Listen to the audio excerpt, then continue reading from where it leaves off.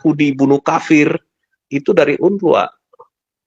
UNRWA yang mengajarkan itu. Tentunya UNRWA dengan Hamas itu sama, orang-orangnya sama. Cuman ya ini penyusupan yang dilakukan ke dalam lembaga-lembaga PBB. Nah, jadi Israel bisa melarang UNRWA dengan terjadinya perang ini. Coba kalau perang ini nggak meletus tanggal 7 Oktober. Sampai sekarang UNRWA masih berjaya. Sampai sekarang Haniyeh dan Sinwar masih hidup. Sampai sekarang Nasrallah masih hidup. Sampai sekarang mitos Iran itu kuat itu nggak terbukti. Sekarang sudah terbukti. Ternyata mereka gampang diserang. Ternyata Iran misalnya.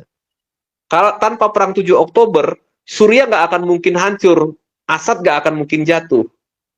Jadi ada banyak hal itu terbukti sesudah terjadi perang yang sekali ini. Meskipun perang ini panjang, sudah hampir 2 tahun, tetapi peta di Timur Tengah itu, peta kekuatan geopolitik sudah berubah. Bukan peta garis wilayah antar negara ya, peta kekuatan geopolitik dan regional sebenarnya sudah berubah. Begitu Pak. Jadi kalau dibilang mau deradikalisasi ya apa yang dilakukan Trump itu sudah tepat dengan Abraham Accord ini. Jadi kerjasama dan kesejahteraan, intinya di situ.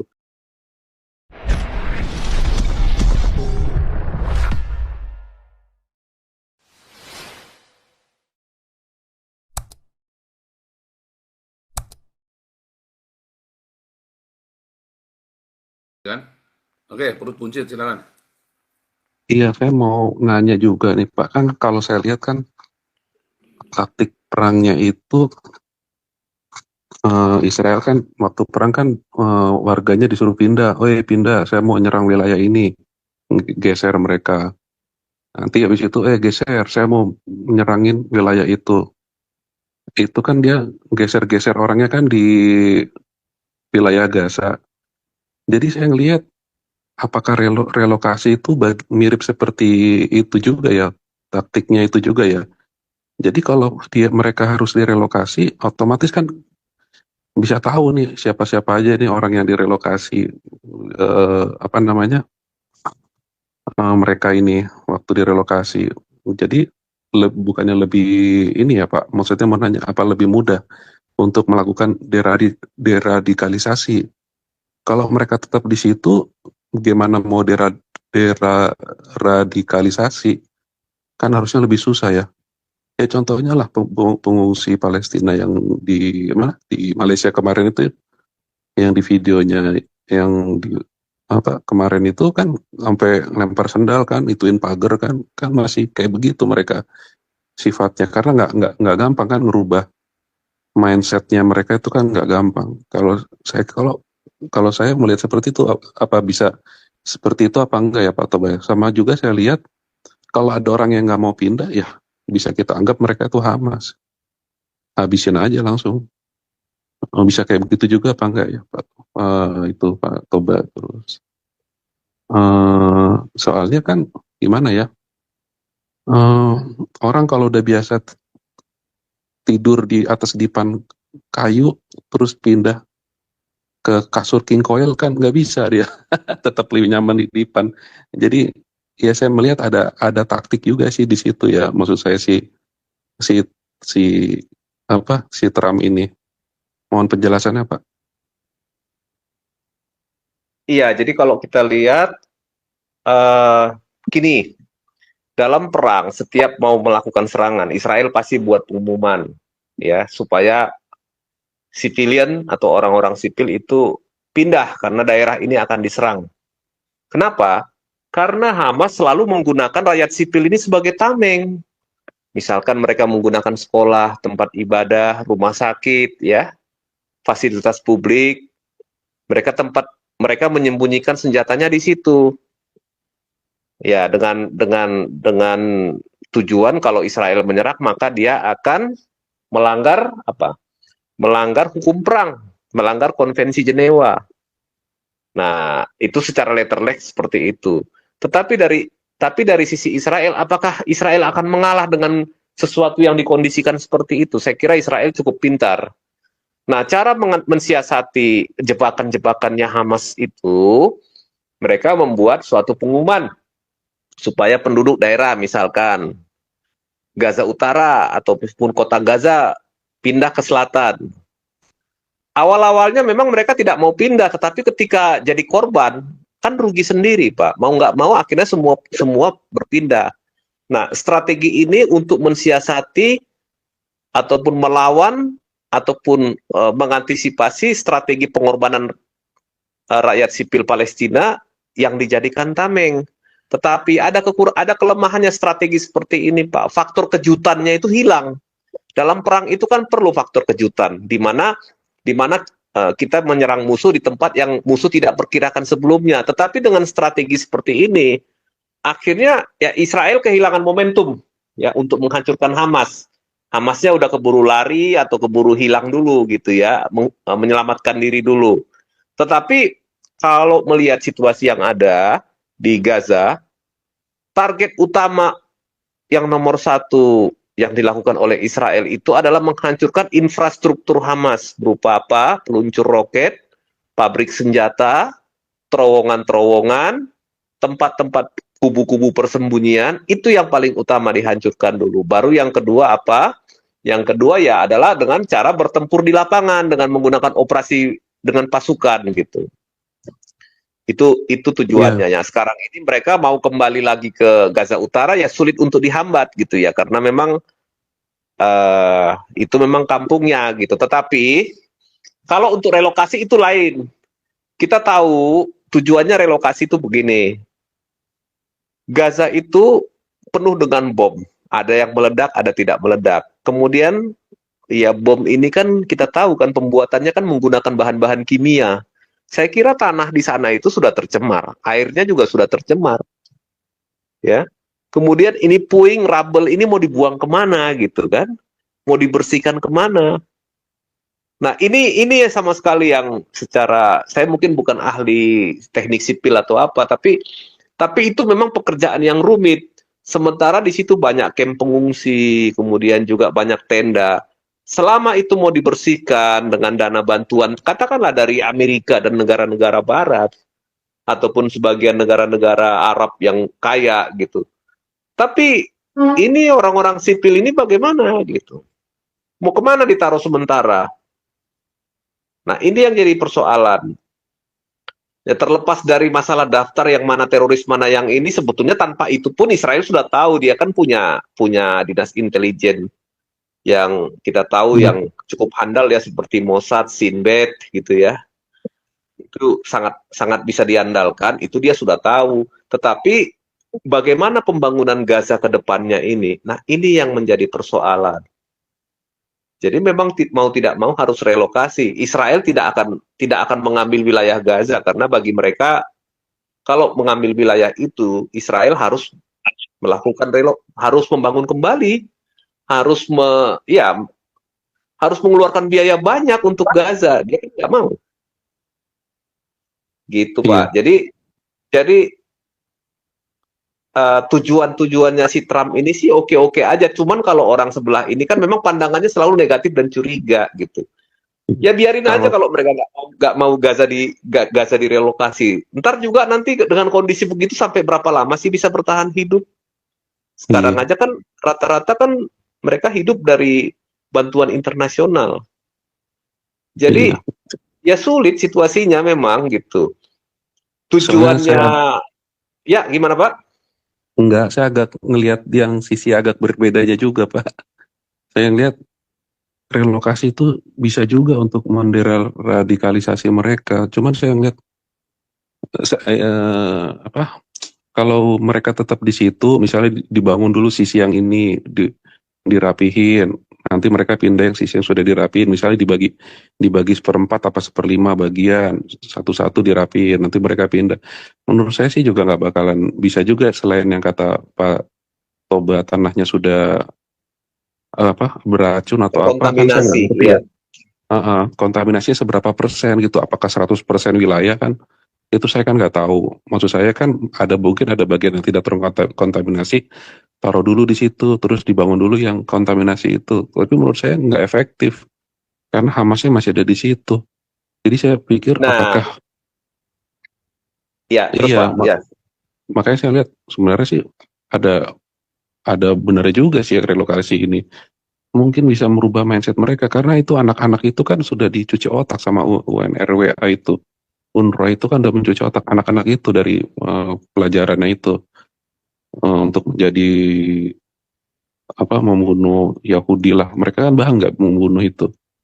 Nah, saya melihat seperti itu. Tapi kalaupun harus dipindah, relokasi, saya melihat kalau direlokasi di negara yang mayoritas Muslim lagi, ya hasilnya sama juga sih kalau saya melihat ya. Kalaupun harusnya direlokasi, harusnya ditaruh di tempat yang gimana ya, yang jangan negara yang terlalu fanatismenya tinggi banget gitu. Karena sama aja memelihara juga nanti kalau dibalikin lagi ya begitu lagi. Dan saya melihat juga memang harus gini, mau sampai kapanpun perang ini nggak bakalan selesai selama orang yang menganut ideologinya kan masih ada. Berarti orang yang menganut ideologi itu harus menghilangkan ideologinya itu, maksud saya begitu. Jadi ya mau sampai kapanpun selama orang yang menganut ideologinya masih ada ya perangnya tetap ada terus ya, makanya menurut kita ya pilihannya terakhir ya mungkin itu ya nanti ya Pak, atau ya apa, perang dunia yang ketiga yang kalau apa namanya tuh yang kuda kuda apa tadi kuda merah hitam putih dan selanjutnya itu selama ideologinya orang yang menganut masih ada ya susah. Mungkin gitu kali ya Pak Toba ya. Iya, ya jadi ya memang ya susah memang Pak. Di satu sisi mereka mau menghancurkan Israel dan orang kafir, terutama Israel ya orang Kristen lah, orang kafir lah semua gitu. Tapi di satu sisi Israel pasti tetap akan berusaha untuk mempertahankan diri dari zaman ke zaman, dari waktu ke waktu. Dan kalau selama ideologi pemusnahan Israel ini tetap hidup, ya mereka Israel juga akan tetap melawan sampai kapanpun. Ya perang ini kemungkinannya tidak akan berakhir gitu ya. Tinggal adu kuat aja siapa yang kuat, siapa yang lemah gitu kan. Tinggal itu aja. Jadi ya apa namanya ya? Mungkin kalau soal ini kuda yang itu eskatologi mungkin Pak Paul lebih bisa Iya. menjawab lah ya kalau untuk itu. Itu saya bukan ahli di bidang itu Pak gitu. Iya Pak, makasih Pak Toba. Ya, makasih Pak.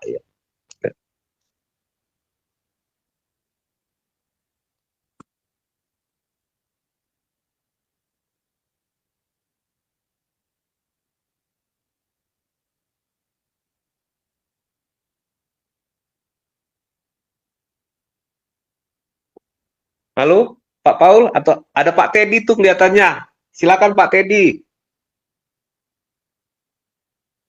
Oh, Pak shalom. Teddy sama Pak Andi silakan. Ya, Shalom. Tadi ya. pembukaan Pak Paul tadi mengatakan ya kita gunakan kalimat mengapa bila mana. Ya, tadi itu ya persoalannya kan. Tapi Bung Toba sudah dari semua dimensi sudah melihat itu. Ya, dari sejarahnya kita sudah berkekuatan militernya, teknologinya, ya. Kemudian kita lihat eskalasi perangnya, dampaknya di negara lain. Kadang-kadang saya berpikir selalu ya Pak Bung Toba substansinya di mana gitu. Sehingga itu perang terjadi antara dua ini. Satu dari kelompok Hamas. Saya tidak akan masuk ke ranah generalisasi Islam, tapi Hamas. Dan kita ke Hamasnya aja ya. Sama dengan Israel itu. Nah, kedua-duanya ingin merebut apa? Gitu. Kita juga tahu di sana ada Fatah, ada Hamas. Tadi dibilang ada PLO yang ya itu memang berdiri sendiri, dan kemudian faksi-faksi ini punya angkatan bersenjata yang luar biasa. Dan tentunya yang mensuplai persenjataan itu, saya percaya Opung lebih mengetahui itu siapa yang menyuplai. Kemudian juga kita tahu itu bagaimana proksi atau istilah ada dari kepentingan kelompok tertentu, ya negara-negara Arab atau negara-negara maju sudah dianalisa semua. Bagi saya ada satu kalimat ya, karena di kelompok ini ada suatu benturan, ya benturan antara mereka yang mengagungkan kematian dan yang satu, dan mereka yang mengkuduskan kehidupan. Saya ulangi lagi ya, ini barangkali ini perang bagi Hamas didorong oleh atau dimotivasi dengan kalimat-kalimat itu gitu. Bagaimana ada benturan antara mereka yang mengagungkan kematian itu dan mereka yang mengkuduskan kehidupan itu. Nah, inilah satu fenomena doktrin yang diajarkan oleh Hamas kepada anak-anak di sana. Nah, sehingga ini akumulasi perang akan terus-menerus terjadi gitu. Di satu pihak, bangsa Israel akan kembali ke tanah airnya, yang kita bangsa ke tanah air. Saya mau tanya ini, apakah dengan kalimat-kalimat doktrin sebegini, toh bang, perang akan berakhir atau tidak gitu? Nah, kan kita di sini tentunya kalau kita mengkritik sesuatu adalah kritik membangun ya. Bagaimana kita semua di sini adalah suka akan cinta perdamaian. Ya. Kita akan cinta perdamaian itu. Ya, tidak ada peperangan, itu yang kita yang selalu harapkan semua, bagaimana dunia itu damai. Dengan berpikir kita ini dunia itu damai, siapa yang suka men-trigger kejahatan itu supaya perang itu berada. Nah, itu yang harus kita lawan. Dan yang kita melawan itu yang tidak suka perdamaian, muncullah hipotesa kepada kita, pikiran ini orang jahat, baru kita narasikan itu, inilah kelompok-kelompok jahat, pikiran negatif. Nah, berdampak siapa itu pikiran-pikiran negatif muncul itu dari kelompok-kelompok ini. Kadang-kadang kita generalisasikan kepada kelompok-kelompok, bilang aja ya kepada budaya Islamnya itu. Ya. Persoalannya tadi sudah bilang tadi, dari teknologi angkatan bersenjata, teknologi apa aja, ekonomi, kekuatan pertahanan sebagainya, Israel sangat luar biasa sekali. Kemudian dia bersahabat dengan negara besar, sangat luar biasa menghadapi kelompok Hamas ini. Itu secara, saya bilang ya, di era modernisasi sekarang kita tahu, kita bisa menganalisa itu benar. Tapi persoalannya ini doktrin itu. Pertanyaan saya mau coba trigger ke Pak Ompong Toba ini. Apakah ada peperangan itu akan akhir atau tidak? Ini bicara keilmuan. Ya, beda lagi daripada pandangan Pak. Saya rasa beda lagi dengan pandangan Pak Dr. Pausang tentang apakah itu berakhir perang itu atau akan terus menerus. Bagaimana pandangan Om Toba itu? Kalau saya bikin kalau kiranya solusi itu berhenti perang, dengan apa itu harus dihentikan? Tetapi kalau perang itu akan berlanjut karena ada apa? Nah, terima kasih. Saya senang mau bertanya untuk memperluas cakrawala pikir kita. Terima kasih Opung. Mungkin dapat menjawab sedikit ya. Terima kasih Pak Teddy. Iya, menarik ini diskusi kalau dengan Pak Teddy ini.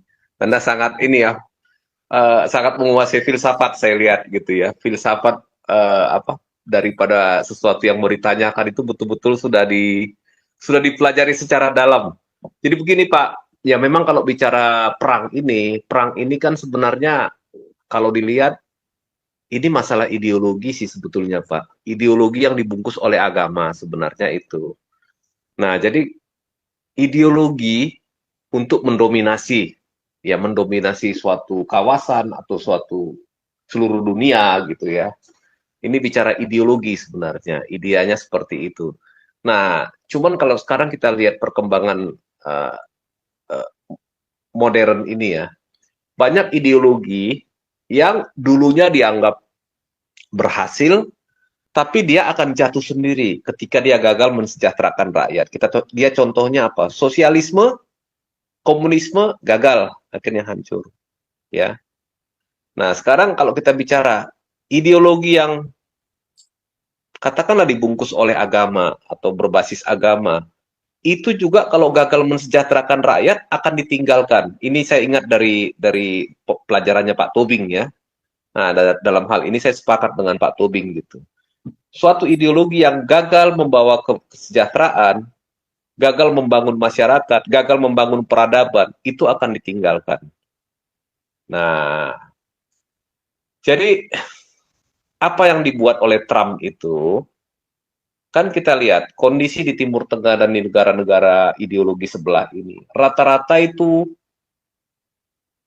negara-negara yang hidupnya susah, kecuali yang punya sumber daya alam seperti minyak ya. Tapi di beberapa wilayah lain yang tidak ada minyak, itu akan terjadi apa? Terjadi kemiskinan, perang, ya, saling bunuh, untuk merebut apa? Untuk saling berebut sumber daya maupun kekayaan. Coba kita lihat, Yaman berperang satu sama lain, ya.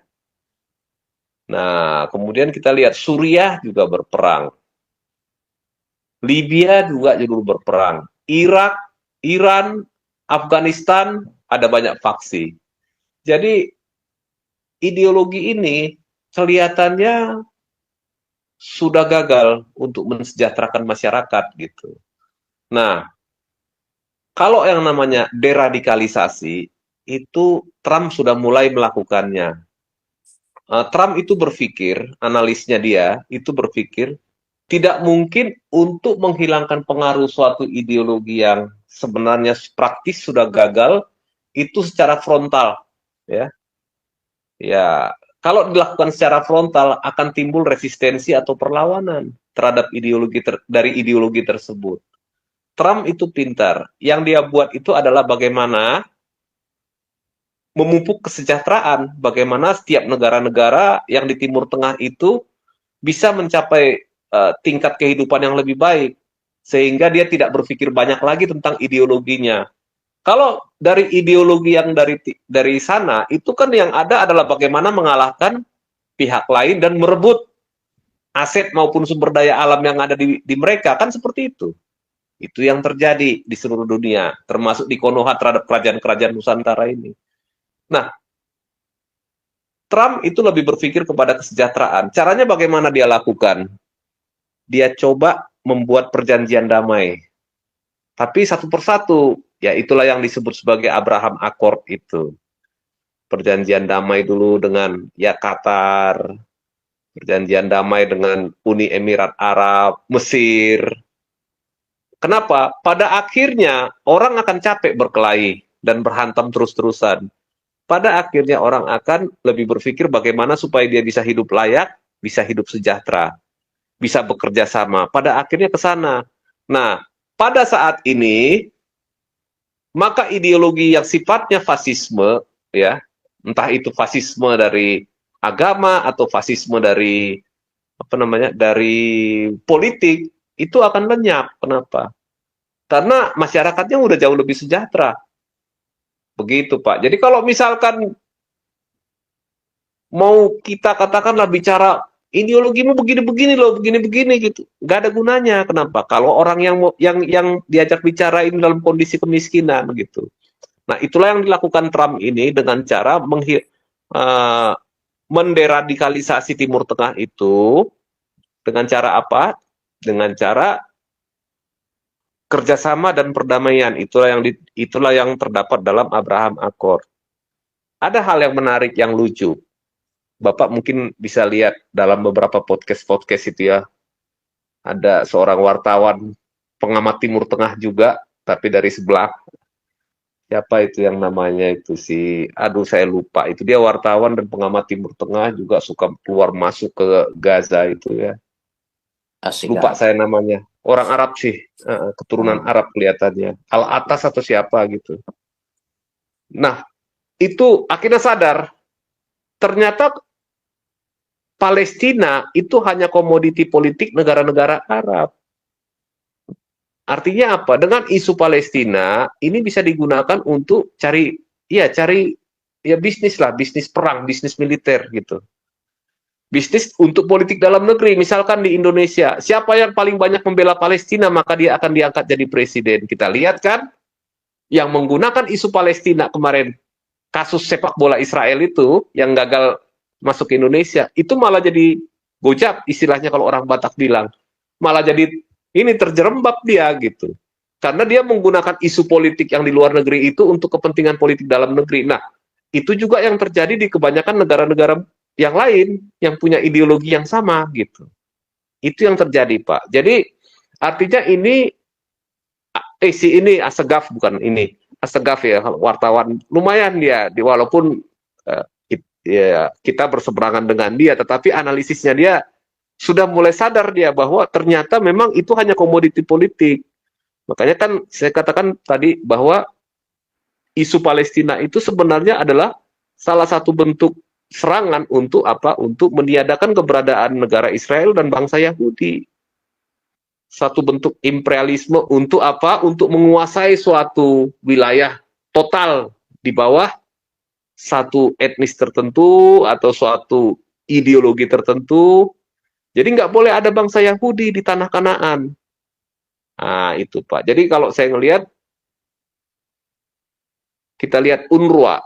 UNRWA lah yang sengaja membuat kasus pengungsi Palestina itu tidak pernah berakhir. Kenapa? Itu proyek buat mereka, buat cari uang. Ya.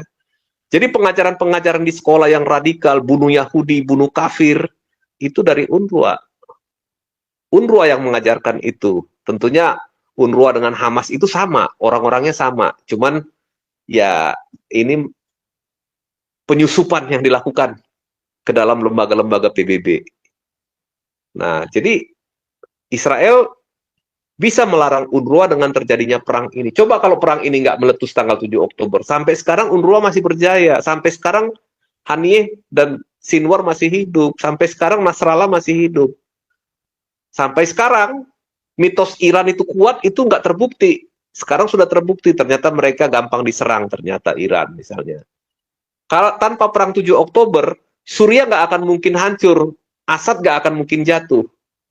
Jadi ada banyak hal itu terbukti sesudah terjadi perang yang sekali ini. Meskipun perang ini panjang, sudah hampir 2 tahun, tetapi peta di Timur Tengah itu, peta kekuatan geopolitik sudah berubah. Bukan peta garis wilayah antar negara ya, peta kekuatan geopolitik dan regional sebenarnya sudah berubah. Begitu Pak. Jadi kalau dibilang mau deradikalisasi ya, apa yang dilakukan Trump itu sudah tepat dengan Abraham Accord ini. Jadi kerjasama dan kesejahteraan, intinya di situ.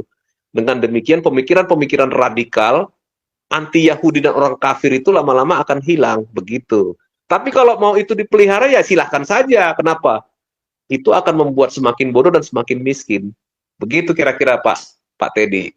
Silakan Pak Teddy atau yang lain melanjutkan.